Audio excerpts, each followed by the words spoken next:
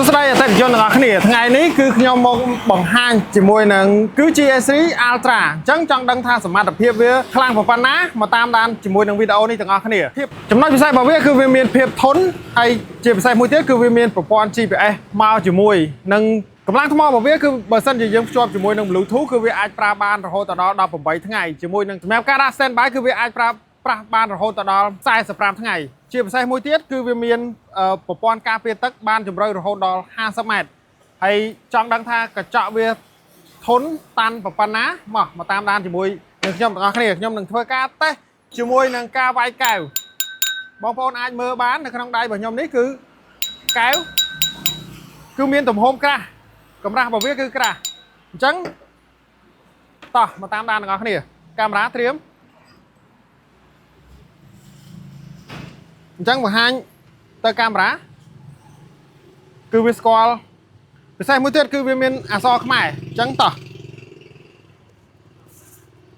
កាមេរ៉ាត្រៀម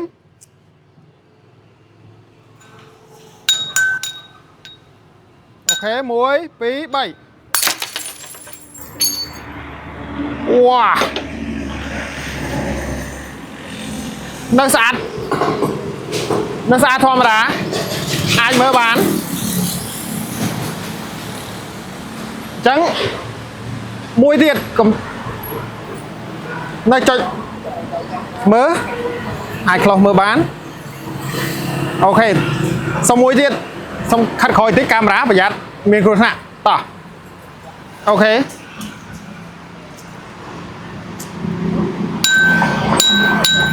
អាចលឺបានណាមិនកៅមិនកៅស្ដៅណា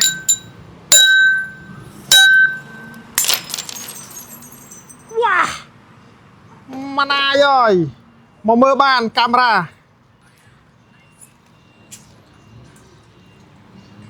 នៅដំណើរការធម្មតាធន់មែនតើអាចមើលបានអូខេ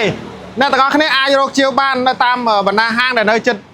អ្នកទាំងអស់គ្នាក្នុងតម្លៃត្រឹមតែ$85ទេអញ្ចឹងវាមានប្រព័ន្ធការពារទឹកអេក្រង់របស់វាក៏រឹង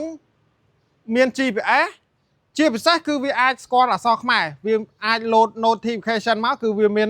គ្រប់ដៃគ្រប់ជើងឲ្យច្បាស់តែម្ដងជាមួយនឹង phone ខ្មែរហើយគេបានបំពាក់មកជាមួយនឹង phone ខ្មែរដែលមាន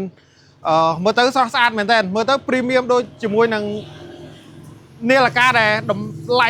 ខ្ទង់$100អញ្ចឹងប៉ុន្តែតម្លៃរបស់វាគឺពិសេសមែនតើគឺត្រឹមតែ$85ទេ